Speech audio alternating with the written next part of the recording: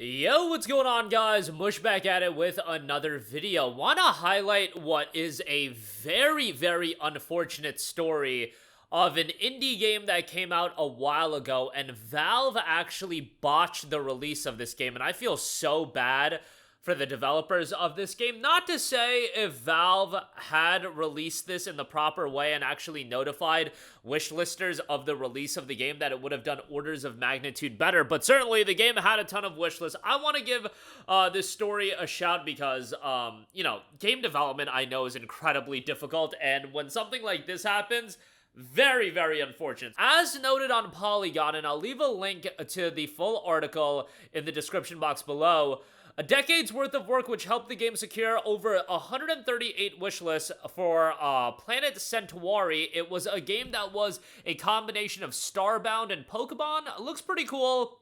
Not a game that I'm too familiar with. In December of 24, the multiplayer exploration game came out of development, launching on Steam for a $14.99 price point, and unfortunately, even with 138,000 wishlists, they were surprised that they only moved 581 units in 1 week. We never understood why until today. Laurent Lashat, one of the developers, wrote on social media earlier this month. Turns out it was a freak accident on Valve's behalf. The duo behind Planet Centauri likened it to winning the lottery, except in a totally different way.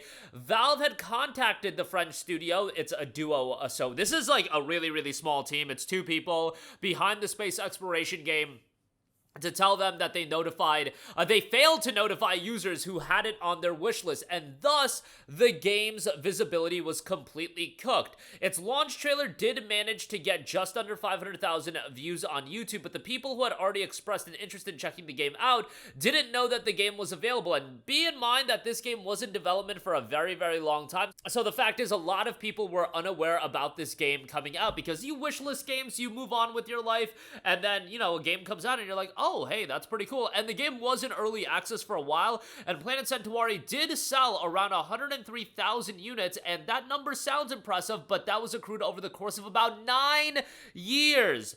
Coming out of early access was supposed to kick things up a notch. Statistics show that games that release in early access have a 1.0 launch and make more money than those that have a normal launch.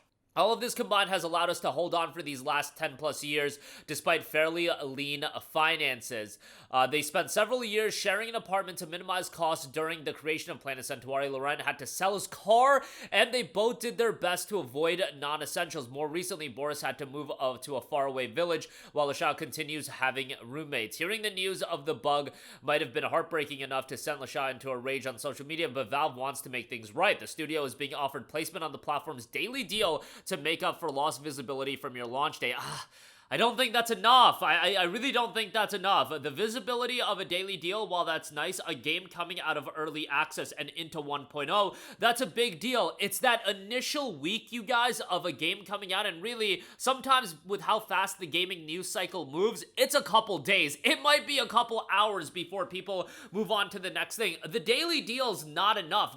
There's a billion daily deals every day, and you just kind of scroll past them, and daily deals are effective for games that people had already heard about, and they were just waiting to go on sale. In this case, the momentum building process was just completely lost for Planet Centauri, because the idea is the game comes out, it's in 1.0. People that wishlisted now check the game out. They now tell their friends about it, and that's where the momentum builds, and that's where so many indie games find their success. Ultimately, most games don't find, Schedule 1 level success, or, success at that level, a Hollow Knight success, or, games of that ilk. However, you deserve the opportunity. It doesn't matter if you don't think the game is good.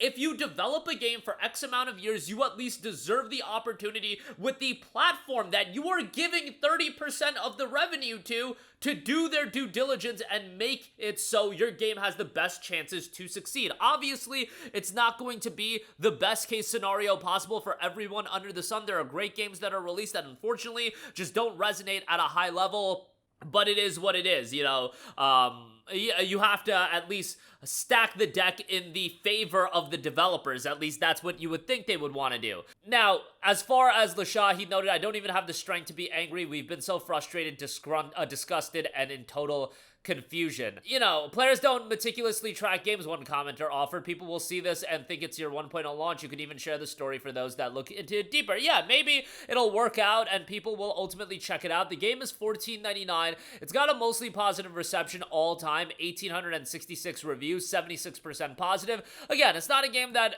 is in my wheelhouse, but I thought I would bring some attention to this story because it's a pretty big blunder by Valve and Steam. Now, truth be told, Valve and Steam, they release thousands upon thousands of games every year. One blunder, I can say, should not be the end of the world. That should not, you know, it's not going to change the perception or the idea that people have for Steam and Valve as a platform, Steam as a platform, but, you just gotta feel for the developers. Indie game development is a hard game, and especially, most people are, I've seen it a lot this year. 2025, oh, look at the Silk Songs of the world, look at these, look at this game, look at that game, look at all these smaller scale games really popping off, finding an audience. But guys, yes, we can focus on the Silk Songs of the world and the Expedition 33s and the, Schedule 1s, and I know Expedition 33 was published by Kepler, but you get the idea. These games that aren't coming from big publishers and developers, but at the same time realize that this is a hard game that people spend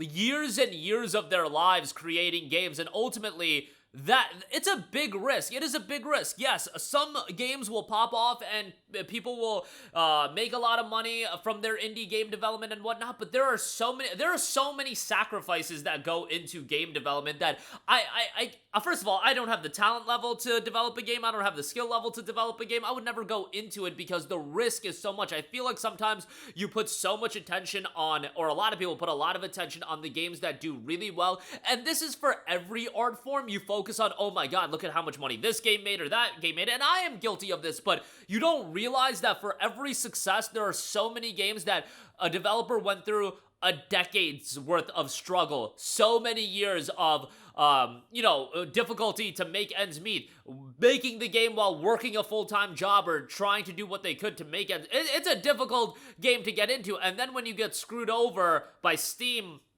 or the platform holder, it's a disaster. So I wanted to bring some attention to this story, and if you guys want to, Planet Centauri is available at $14.99. I imagine it's gonna be a daily deal here soon, since that was the agreement that Valve had, but yeah, just a very, very unfortunate story that, is a bummer, and you really got to think about from the lens of the game developer, that they had this game in early access, years and years of their lives sacrificed in terms of pouring hours upon hours into developing a game, and then ultimately, what are you left with? Someone getting screwed over by Steam. Again, it wasn't Steam and Valve's intention to screw Permadeath Studios over, but it is what it is. It happened, so it's a bummer, and I don't really know. I don't think the daily deal thing remedies the situation, but again, let me know your guys' thoughts in the comment section down below. As always, guys, thanks for watching, and I will catch you guys in the next one. Peace out. Hey, what's going on, guys? Mush here again. Hope you enjoyed the video. As you guys might know, YouTube's notification system is sometimes a little bit wonky, even if you're subscribed to the channel. Maybe you're not abundantly aware that I uploaded a video. To remedy that situation, make sure you hit the bell notification button. This way, whenever I upload a new video, and I try to upload as consistently as possible, you will be notified directly of the upload, and you can watch it as soon as it goes live. I would really appreciate if you guys hit that button so you can stay up to date with all of the content I'm posting. But as always, guys, thanks for watching, and I'll catch you guys in the next one. Peace out.